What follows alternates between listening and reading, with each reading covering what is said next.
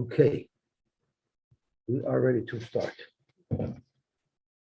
The first word at the top of Samach Tessim Aleph. So it's perfect. Oh, I'm going to need your help today. We need your help today, and I'll tell you what I'm going to need your help with, so that you could prepare it already. When I was by you for Shabbos and Bel Yort, you told me over a word about Rabbi Yosef, and he passes like Yosef. If he would have known, he passes like the Rosh, or the Shulchan passes like 2 out of the 3 early Rishonim, the Rosh. There's one child where one of them didn't have an opinion, but there was an Meiri, and there's a later Rishon. So you know what I'm talking about? Okay, I'm going to need your help with that story. Right, so I'm going to need you to share that with us soon. Okay. I remember it enough to remember that it exists. I just don't remember the details. So we'll get there. Talalei Rav L'Rebbe Ben Ichiti. Rav wrote a letter to Rebbe, and he mentioned a question in between the lines. Rashi says, Shalach lo Yiger Shloimim. He sent him a regular friendly letter. V'tola Shelo Zu Ben Ishitim. But he hid in between the lines. He wrote a shayla, which is a little bit weird. Why wouldn't he just write it normally? Tosfos has a different shot.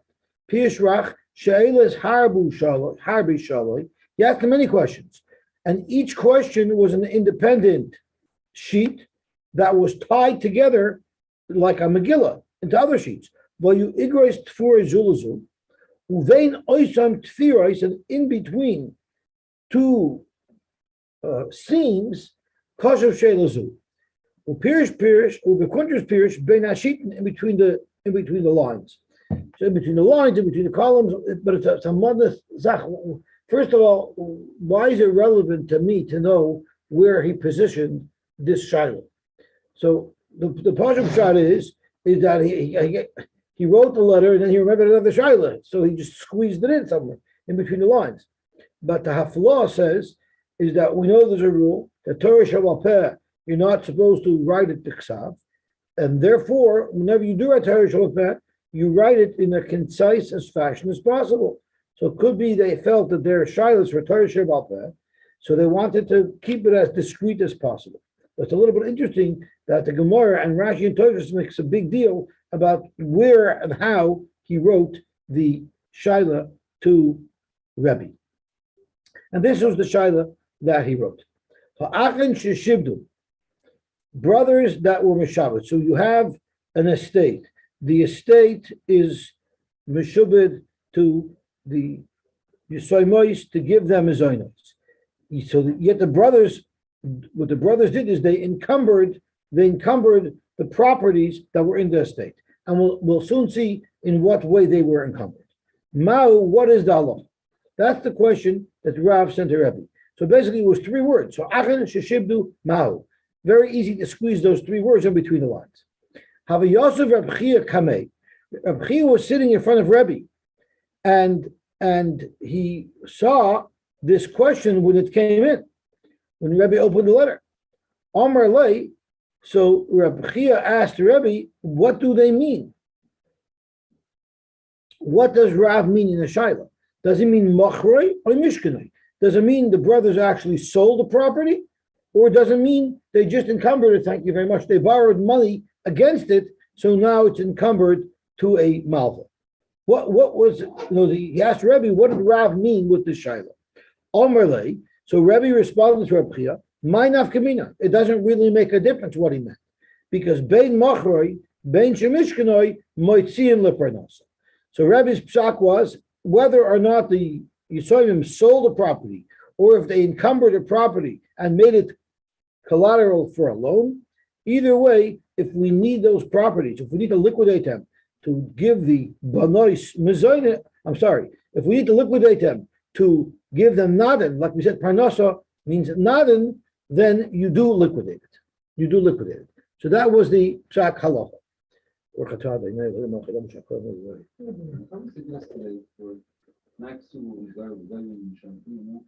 Can you say that again? Right. Right. So here the question was for Penosa. So here the question was parnasa. Mizaynis is not ksuba and parnasa is not. I'm sorry? Very good question. Who sold these? Did the father sell them? The kids. So could be if the kids sell them, the father's estate, if it's sold before the Chiyav Mizaynis gets triggered, so then maybe a Motzim. But for the kids, it will be different. If the kids sold, it will be different. But if the father sells it, we might see him. Right. Sure, the kids sell it. For Mizaynis. Right. But Parnasa is not. No, but we're saying a Motzim and Mizaynis. Oh, Motzim Parnasa, but a Motzim Mizaynis. So you're asking me if it's not Ksuba, why shouldn't you? Why shouldn't you be Motzi? I don't know. I don't know. What was wrong with what you said before? That happened before. Pull that shit. As soon as they sell it to valid. They have a way out, you mean? Yeah. The father sells it before he dies. We might see him. Sure, if the kids do it, we should see him. So what did the Gemara say yesterday? That's what we were discussing. That's how this Shaila came to. That's how the Shaila came to be. So the Gemara said yesterday that Parnasa is Eina Kitna Ksuba, and we said it's not al Tarfim Mishavi because it's Ma'aser B'chol Yom that Martin la Parnasa the Ein Martin la Mizaynis, which is Rebbe's halacha. And so Rebbe said that you're Martin la Parnasa Ein Martin la Mizaynis. This is exactly what Rebbe said. Rebbe said Martin la Parnasa.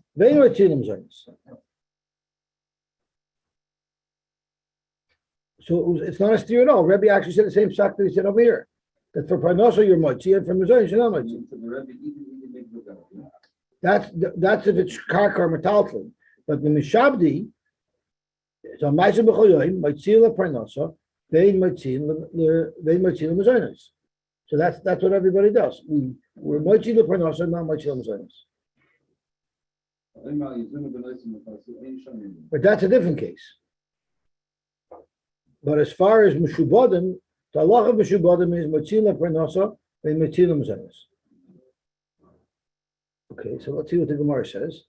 So Rebbe answered to Rav the same question. My nafkamina bein Machar bein Shemishkana and Motzila Parnasa and Motzila Mizaynis. Speaking of a Rav, but let's look at Rav. So from Rebbe's perspective, that he paskened for both Sai Shibut, Sai Mishkan, Sai Soul, Sai Mashkan, but what about Rav? If his main question was on Machrai, he should have written Machrai. So why did Rav write such an unclear language? The lashon of Shivdai. Rav Tarvayu Kamibayalai. Rav actually didn't know the halacha by either, and Rav wanted to know what Rebbe held sai by selling the karka and sai by using it for collateral. The savar, and he thought as follows. So this was Rav's. So Rav put so much thought. He wrote 3 little words to Rebbe. And in those 3 little words, there's so much wisdom and calculation to get all the information that he would possibly need. She's smirking because you have to know. The savar if I would have asked the question of machrai. Then it would be good if he told me that they're moitzi. You know why? Because if I sell it, which is like it's really gone, we take it away for panasa. Kol shekain mishkanai. Kol shekain, if it's not sold, it's just encumbered. It's still more within their control. And ishalachli eimatin. But if Rebbe would have passed eimatin by mechira, I wouldn't know mishkanai. Akate mishkanai kamibayli, because that's more within their control. And if Rav would have only asked the question by Mishkanai, well, then that you don't take that away from the person who's Meshubat Kol Shekain Machar, surely Machar. But therefore, Rav decided in his wisdom, I'll write Shivdai, which is unclear. The Mashmachi Umashmachi, it could mean Nechira or it could mean Shibud, and therefore Rebbe will understand that and he'll answer for me under both circumstances, and in fact he did. Rabbi Yochanan said, So Rabbi Yochanan argued on Rebbe. Rabbi Yochanan Rabbi Yochanan was under Rebbe. Rabbi Yochanan argued on Rebbe, and he said, Echad zeh ve'echad zeh ein moitziin. So they're arguing by parnasa. He holds ein moitziin la parnasa. Iboilu. So the Gemara has a shaila. Li Rabbi Yochanan lo shmiya lehada Rebbe. Did Rabbi Yochanan not hear Rebbe's halacha, and that's why he passed against Rebbe that echad zeh ve'echad zeh moitziin. But v'ishmiya leh, had he known that Rebbe paskin that moitziin la parnasa have a makabala, he would have accepted it. Oi dilma shmila. Maybe he heard Rebbe's halacha, but he argues on it. Now I need you to interject because this is Mamash Shaila. Do we say that Rabbi Yochanan would have said differently had he known Rebbe's halacha, or no? He held a zoy and he didn't care what Rebbe said. So what was the story that you told me? The story I told you was the written in Rabbi Ovadia Yosef's biography was a time that in the 30s that he made a commotion in his yeshiva when he announced that there's a specific halacha in the Shulchan Aruch that you don't pass them like. Now this made a big because he passes normally like the B'Shosef, and here he did. Sfardim pass like the B'Shosef, and he in certain Sachen he said don't pass like the B'Shosef. All of a sudden he comes up and he says that we don't pass him like the Mechaber. Right, so the base Yosy, we don't get Sfardim, we don't pass them like the Mechaber. So this made a big tumult. So Bezer Atiyah, who was the Rosh Yeshiva at the time, asked Rabbi Yosef to come into his office and ask and speak to him. Why do you say that you don't pass them like it? Rabbi Yosef, both at the time, 17, 18 years old, he said that it's well known that the structure of the Shulchan Aruch is that the Mechaber passes like the majority. He takes the Rambam's view, he takes the Rosh's view, and he takes the Tur, the Arbaturim, and he passes like the majority. Not the Rif? Or maybe the Rif. Or maybe the third one was the Rif. The Rif, the Rosh, and the Rambam. And that's how he passed it.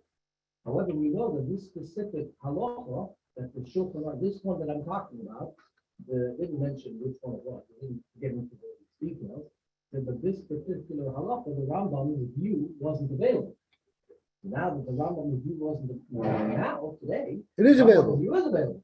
So we know that it goes like the majority. The majority is the Rosh, is according to the Rambam. So that we pass them like we don't pass them like this because this particular pass them like the Ashkenazim, So Rabbi Ovadia Yosef said, had the B'Shosef known what the Rambam paskined, he would have paskined differently. That's my word. Had Rabbi Yochanan known what Rabbi paskined, he would have paskined differently.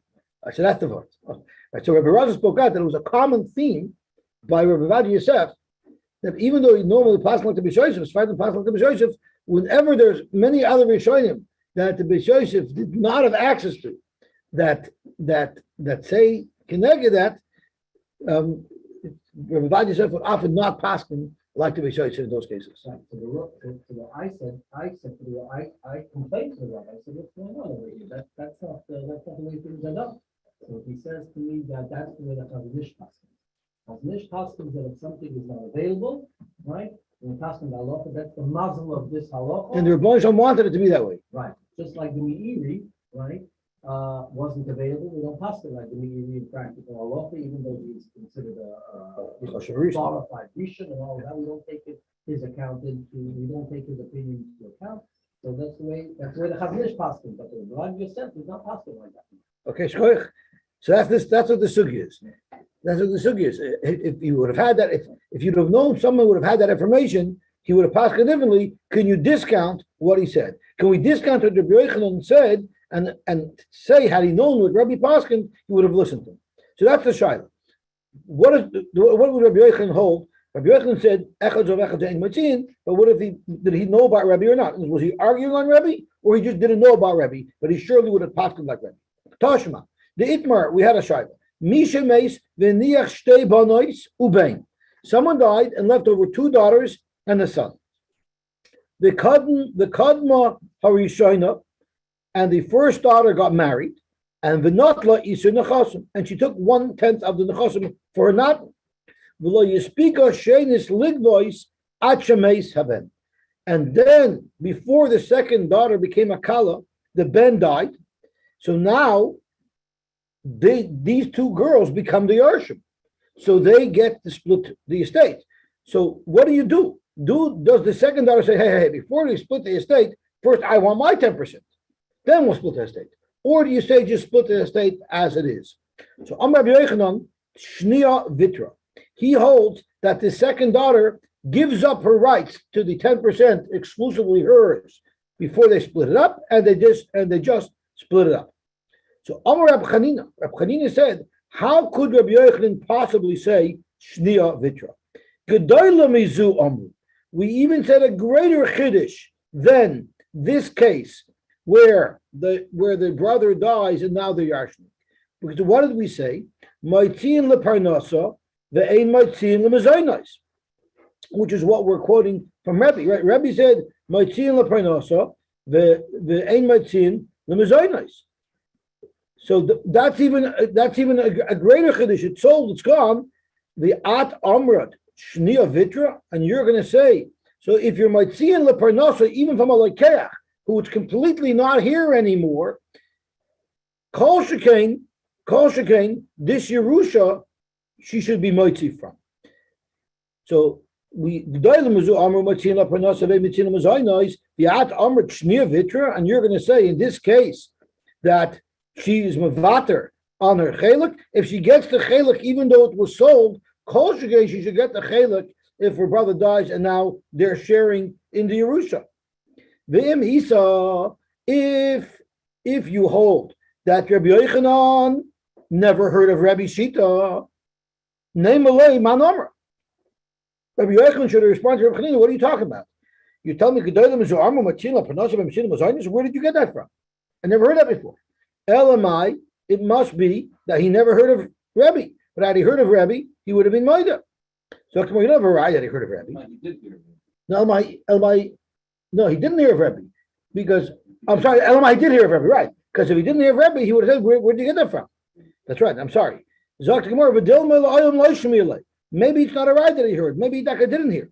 And if he would have heard, he would have accepted it.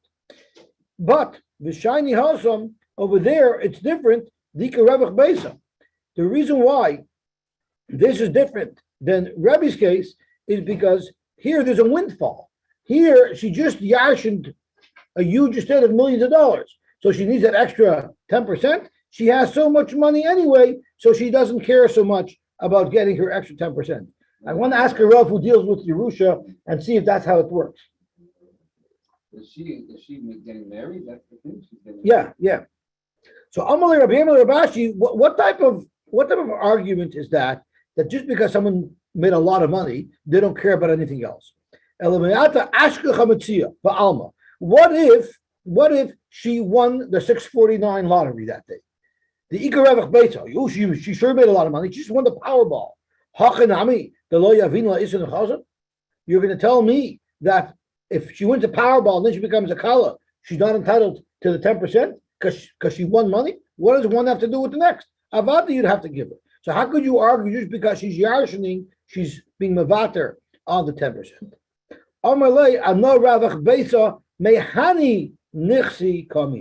If she wins a Powerball, that has nothing to do with these assets, and there she'll still want her share of those assets.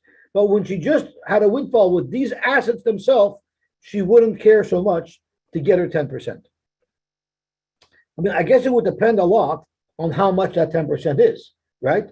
Let's say there's $20 million and the 10% is 2 million. So are you going to say, so there you'll say she's getting anyway 10 million or 8 million, so she'll walk away from 2 million. What if there's only $100,000? It's a whole different story. And what if there's more daughters involved? So Tosfos mentions that briefly. Tosfos on the fourth line from the top,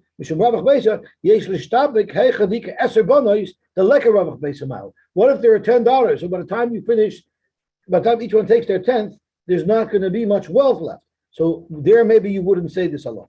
But here we were just talking about 2 daughters. Okay, so let's just see where we're holding. So we have the halacha from Rebbe who holds motzin la parnasa, ve'ein motzin l'mezainos.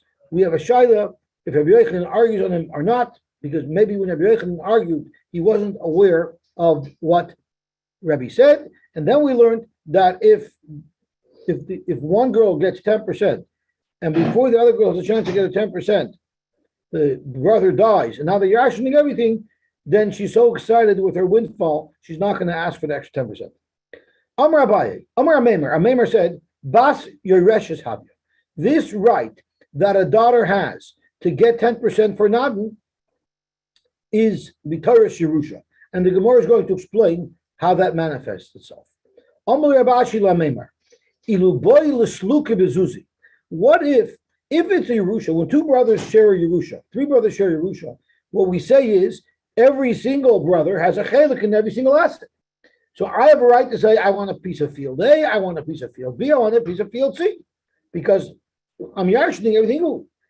So therefore, if the daughter's entitled to 10% of the estate, and it's a din of Yerusha, well then, are you telling me that if the brothers say, we don't want to give you the land, we'll give you the cash, connected the land. So let's say 10% of the estate is $100,000, we will give you $100,000, but you can't demand land. He says, yeah. So Amemar said, that's exactly what I mean, that they cannot push her off with money. So then he asked a step further. What if they say, really, you're entitled to a piece of each property? We'll give you only one property that will be the value of the full 10%. Are you telling me she has a right to demand a piece of each property? So that's what Amemar said. Rav Ashi Omar Bas Balas Choyv Hafa. She only has the status of a Balas Choyv, which means they could pay her with cash. The land is only hers if they can't pay her cash. They don't have the money, so she can claim from land. But about this, she's only there for her cash value.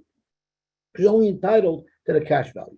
The Af Amemar Hadabe. And even Amemar himself was choizer and said, of course, that the estate can pay her with money and she cannot demand property.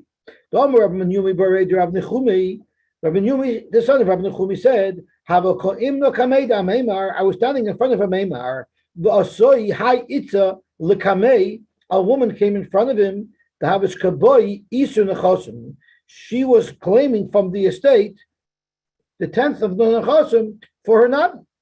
I was able to see from Amemar what his opinion was, even though he didn't express it. And I saw that he held the boilish luka bezuzi have a misalakla. I saw that Amemar held, without him saying anything, that if they wanted to pay her off in cash, he would have allowed it. How did I see that? Because during the conversation, sometimes when you're in court, there are side conversations happening. So during the Din Torah, the brothers spoke to their sister, and they told her, "The Shamim Ma'achi." I heard the brothers say, and Amemar, the Dayan, heard him say it as well. That v'kamar lo, ilu havalon zuzi. If we had cash, so likna bezuzi, we would for sure pay you off. Now that wasn't relevant to the Din Torah. They were just saying it as an aside. I guess during the break they were upset that if we only had cash, we would throw you out of here, right? And the Amemar didn't comment. Who said Amemar has to comment? Mechlis has to comment. It wasn't relevant to the Torah. But the Gemara is bringing the raya from the fact that Amemar didn't comment on a conversation that I heard that was not direct, clearly shows that he must have held that they could be Misal. And Tosfos says something fascinating because of that. Ve'ishtik, Zok Tosfos, Mikan Rogel Rabbeinu Tam, because of Amemar, Rabbeinu Tam Araminik, Kishoyo Yoshev Bedin, if he was sitting by Din Torah, Ve'echad Ni Baladinim, Megazam Lechaveiroi, and he hears two Baladinim talking to each other, not even making a presentation to the court. And one is saying to the other something that's not accurate. Maybe the guy says, I'm going to teach you a lesson, I'm going to come after you for a whole bunch more money. Rabbeinu Tam would announce, what you're saying is not true. He won't be mechuyev. Even though really that wasn't relevant. Maybe he should tell my business to mix in. If it's not appropriate, the Dayan has to interject and correct a mistake, even though it's not a mistake in the actual pleas. What's the ayat? Because the Amemar didn't say anything. So vice the Chois, a Dayan has to correct anybody who says anything wrong in his presence, even though it's not directly relevant to the child. You don't say it's none of my business. It's very much the Dayan's business. I'm not sure. It's just Rabbeinu Tam can show you Yosef Bedin. So it's Mashal Dafka of Yosef and Bestin, and in the Maimer's case also, they were actually in the middle of an entire. But sometimes during the entire, people talk on the side a little bit also. And the Dayan has to correct it.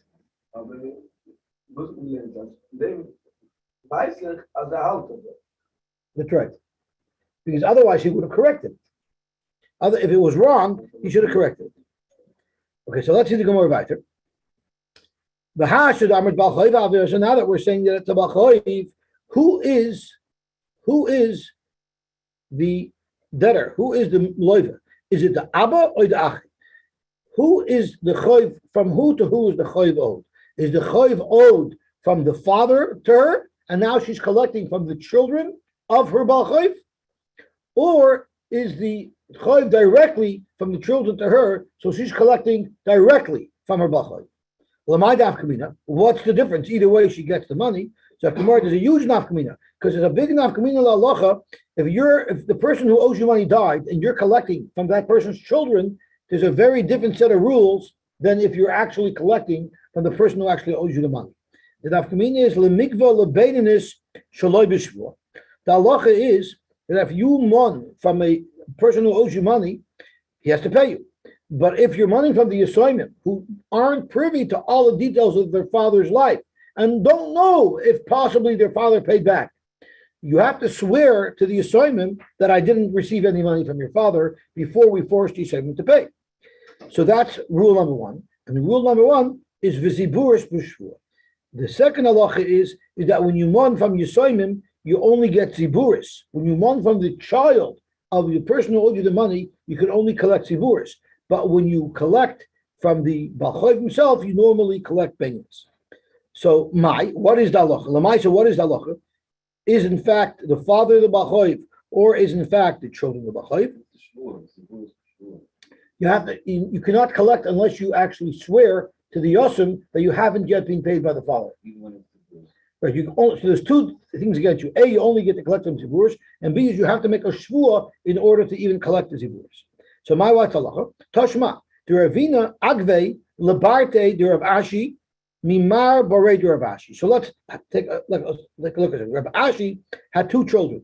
He had Mar Borei the Rav Ashi, who was alive, but he had two sons and a daughter, right?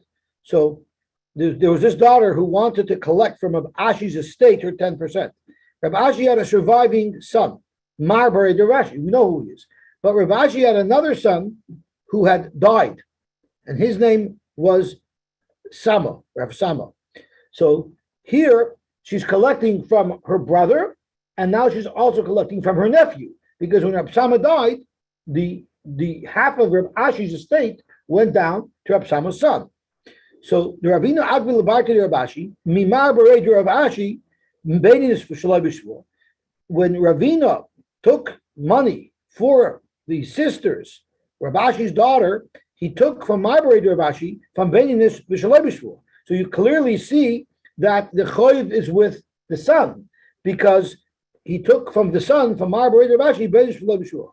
But Berei Rav Sama, since it was Rav Sama who's deceased, who was the Balchoiv, and she's collecting from Rav Sama's children, so Rav Sama Berei Rav Ashi Ziburis B'Shvua, because neither one independently has to give the full 10%. They were two brothers, so each one had to give half of that 10%. So the half of her choiv that was directly from the Balchoiv, directly from our Berei Rav Ashi, she collected Beinis Shalai B'Shvua. And the other half, she was only taking Ziburis B'Shvua. Shalach le Rab Nechemia Berei Rab Yosef the Rabbi Barafuna. Rab Nechemia, the son of Rab Yosef, sent a message to Rabbi Barafuna Zuta, Mina Harda from Harda. And he said, Ki asa ha itza l'kamoch. There's a woman who I know she's money from the estate 10%, and it's just, so please take care of her. Adba isu nechasim, get from her a tenth of the nechasim, afilu me'it tribla, even if it's from the place of the rechaim.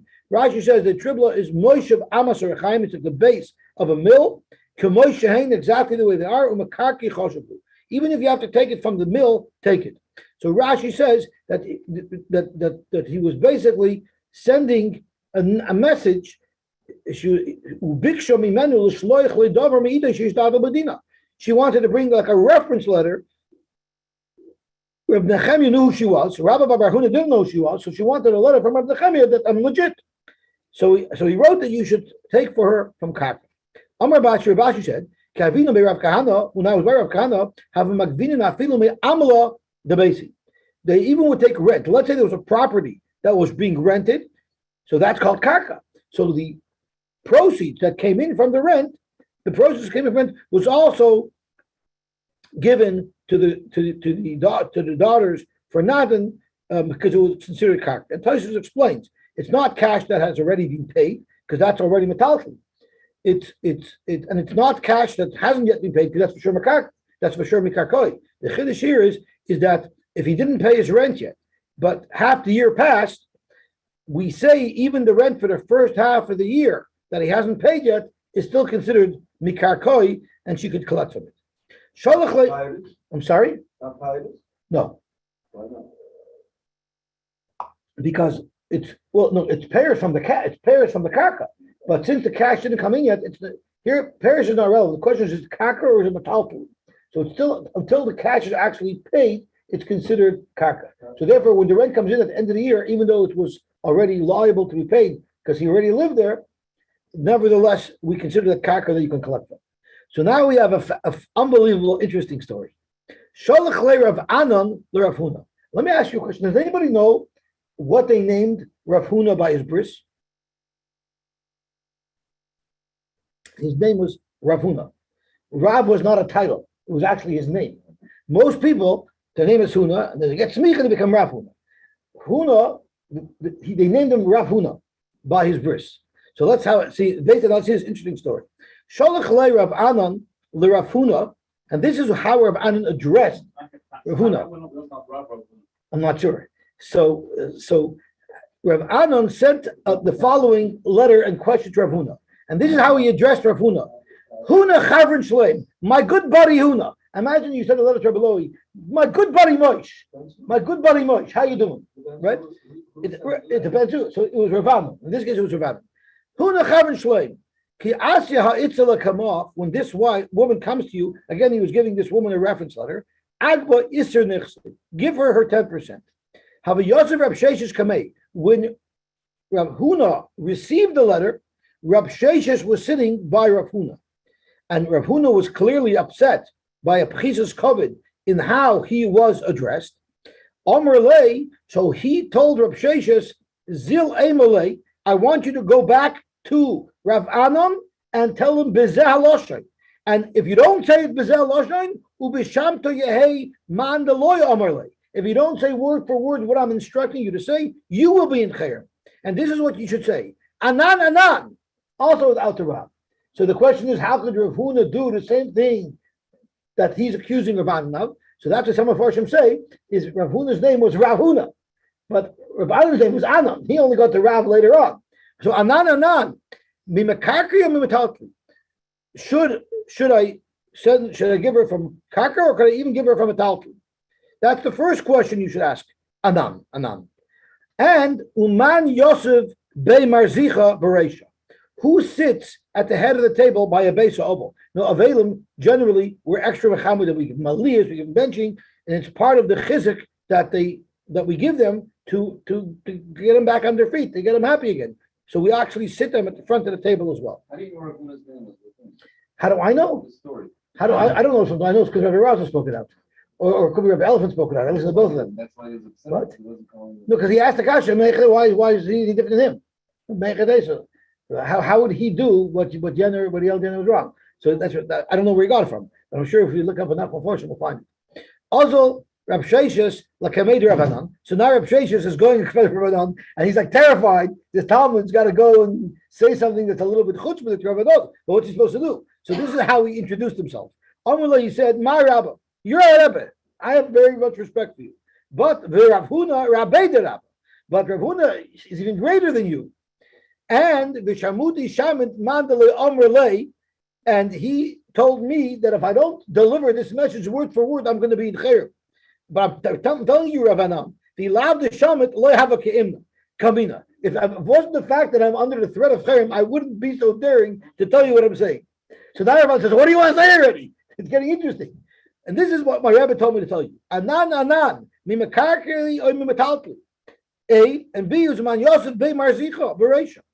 So also Rabbi Dan didn't know what he wanted.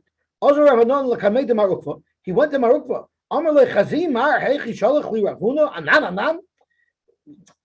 What's up with this? You see, it's so out of character. Why would Ravuna send me such a degrading type of message?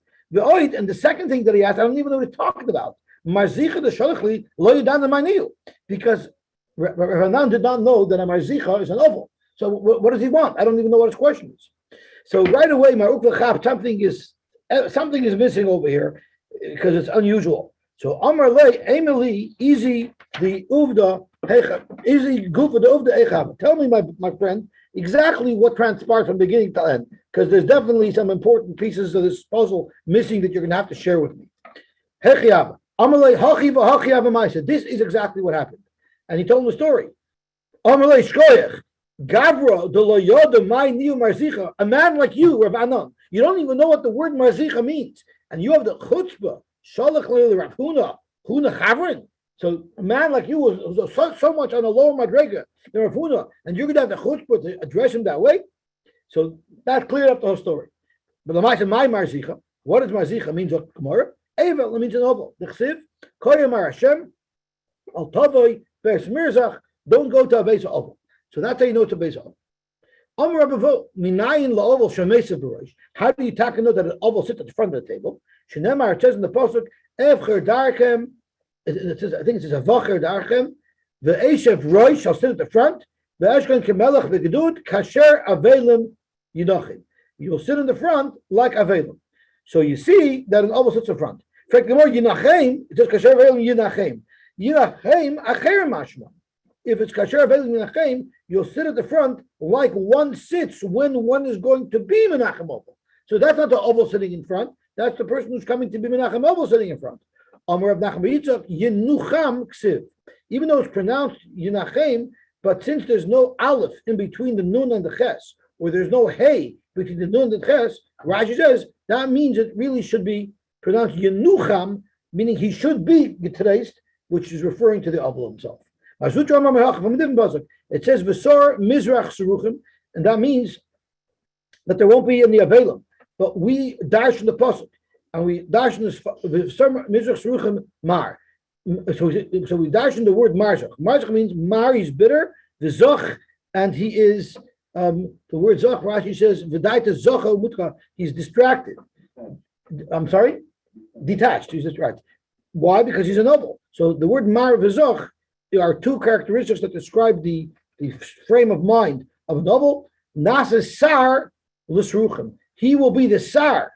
He will be a master to those great people. Rashi Sruchim is referring to Gedolim Haboim Nachman. So you see that he sits at the head of the table because he's like the Sar. Amar Rabba, halacha l'maisa. Hilchasa memekarki v'lo memetaltli. You could run from karka, not from metaltlin. Bein lemezoni, bein leksuba, bein leprenosa. You can only collect from karka, not from metaltlin, for everything. But Tosfos speaks out that the Gaonim made a takana, like we learned in Tosfos, and Daf Nal from it out, that the Gaonim made a takana that avada you could take anything you could take from metaltlin as well. Okay, new sugya. Someone knows that he has to leave nadin for his daughter, and he's dying. He knows he's not going to be alive when his daughter gets married. So what he does is he takes cash and he gives it to a friend of his, and he says, "Do me a favor. When my daughter gets married, you'll go buy a piece of property to give to the couple." Why can't you just give him the cash? Because my item probably is going to waste the money. So if you buy property, at least I know it's somewhat protected. So if someone asks someone, he makes someone a shliach, you're going to take this money and you're going to buy it for my daughter. And she says, I don't need you to buy me a karka. Just give me the cash. You're afraid my husband's going to blow the money? Nemon baili olai. I trust my husband. He's okay. He's not going to waste the money. So the halach is, Yasha hashalish mashahush losh biyoda. Divrei meir. Mitzvah l'kaim divrei. Meis the Gemara is going to say, the father didn't want to give the cash to the Edom. So don't listen to the daughter. You give you do not give the Edom the cash. You buy the property. Even if he gives her a field, he writes to Lamoichra, Harei Mechur Machshav. she could sell it anyway. So you're not accomplishing anything. Because even if you end up buying a field, if she wants cash, she'll sell the field.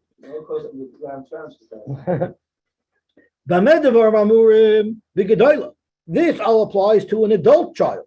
If she's a minor child, the Maisa Ketana is nothing. What this is referring to, the Gemara is going to clarify.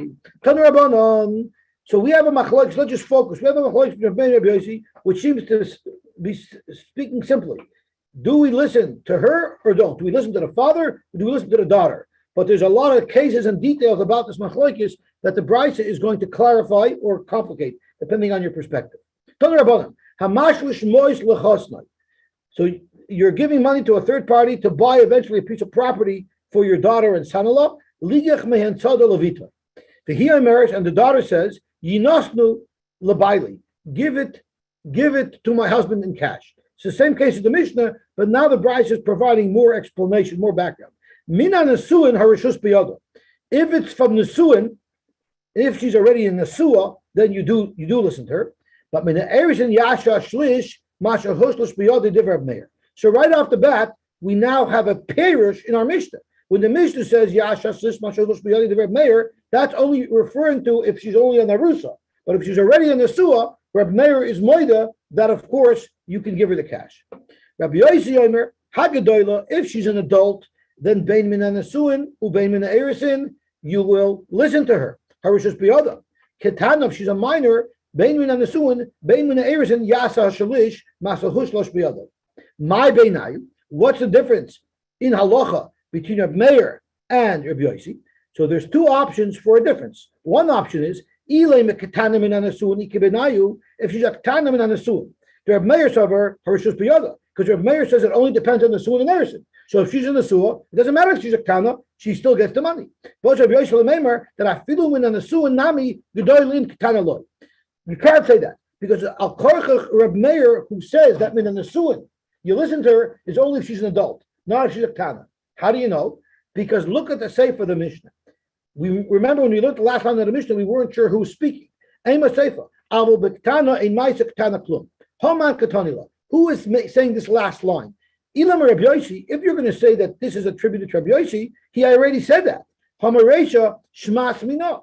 He already said it in the Reisha of the Mishnah. The Amar Rabbi Yosy, v'chi eino elasada v'yiroitza l'meichra harei mechor me'achshav. Right? Rabbi Yosy said the reasoning behind his logic, why she could take the cash is because she could have sold it anyway.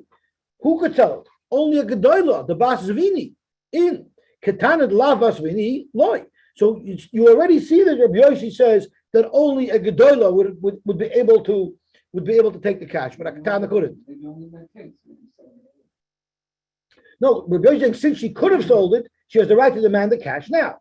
So clearly, Rabbi Yosy already showed that he only argues with the mayor and allows her to get the cash only if she's a gedola. So the comment at the end, "But the medavar mamum gedola v'lo must be going according to Rabbi Meir. Rabbi Meir, it must be Rabbi Meir. You got to do a little bit of a renovation in the Mishnah, and that is Yasa Shlish Mashahush Spiyadoy, which is the sheet of Rabbi Meir, but Medavar Mamurim Min Erison. That's only if it's from the Erison. Avol Min Nasuin, Rabbi Meir holds if it's from the Suin or Rishus Biyada, like the Brisa said, and now we're adding in another clause by Medavar Mamurim Begdoila. This that Rabbi Meir holds, but Min Nasuin, you'll give her the cash, is only if she's an adult. Avol Betana, but if she's a Tana, even though she's in the Suah, Ein Maisa Tanaklu. So that can't be the difference. Everybody must agree that a ketana does not get cash. So where would there be a machlokes between Rabbi Yosy and Rabbi Meir? And the gedola min erison. If she's a gedola, but she's min erison ikvenayu. Rabbi Yosy holds if she's a gedola, even though it's min erison, we will let her have the cash. And Rabbi Meir holds min erison, you never get the cash. Period. That's the end of the story. Itmar Rabbi Yehuda Mashmul halachik Rabbi Yosy. Rabbi Yehuda Mashmul said halachik Rabbi Yosy that if she's a gedola, even min erison, you will give her the cash. Rav Amar Nachman halach Reb Meir halach is like a Meir that if she's a nesua, if she's an arusa, she never is able to liquidate, even though she's a gdoila, because an arusa never gets to liquidate. Okay, I guess we should stop here. We'll be mamshich tomorrow. So tomorrow we're going to have another new pair. Yeah. Recorded, but it was